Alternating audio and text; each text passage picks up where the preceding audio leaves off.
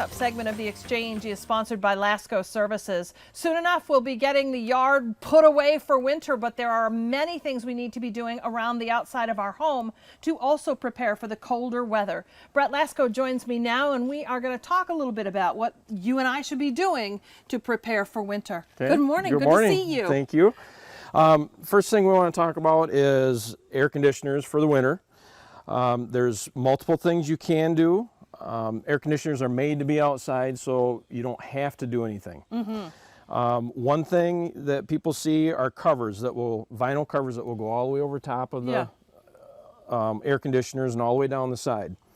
Those look nice. They do keep debris from getting into it, but it also traps moisture inside, and it also keeps a warmer place for rodents to get in and live in the winter. Okay, so what should we be doing if we want to cover? So if you want to cover it, and I do suggest covering it when you have ice problems in your house, and like you can have ice coming off the roof, and this is right underneath it, is to just take a piece of plywood and cut and set on top of the air conditioner. Okay.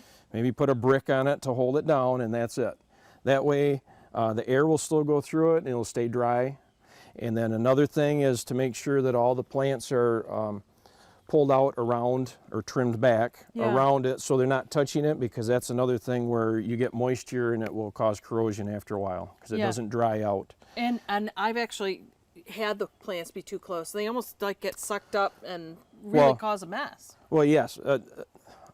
On the operation of it during the summer, if you have them too close, it doesn't allow the airflow to come through and then cool your house. So yes, that's what you want to do for in the summertime. So it's very important to have room around these, and then in the wintertime, if you just cover the top, that's all you want to do to be safe. We're by the water spigot, and this is also really important. You see trouble with this. Yeah, this is something that we see every spring, is people leave their hoses on their outside faucets all winter long.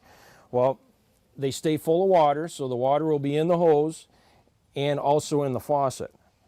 So when it gets cold out, this will freeze, and then in the springtime when you go to use it, they usually freeze just inside the wall. So you be out here using the water and not know there's a leak inside the house.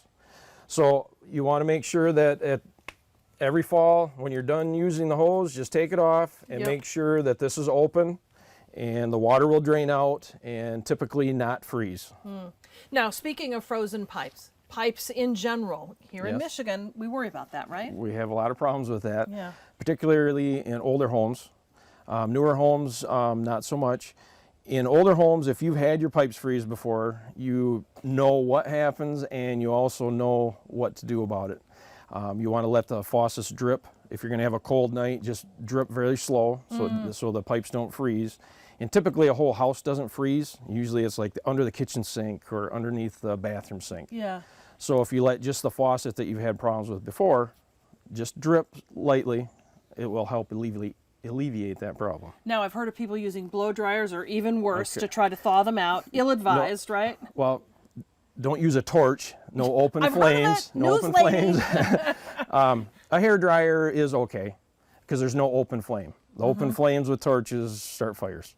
So you can use that. A lot of times if you have a frozen pipe that's underneath the sink, if you just open them, put a fan and blow in there, it'll take the heat from the house and thaw that out pretty good. Snowbirds typically, or people who go on vacation during the winter months, should they leave a stream or a trickle going, or what do you do? No, if you're gonna go away for the whole winter, you really should turn the water off to the house and have it professionally drained.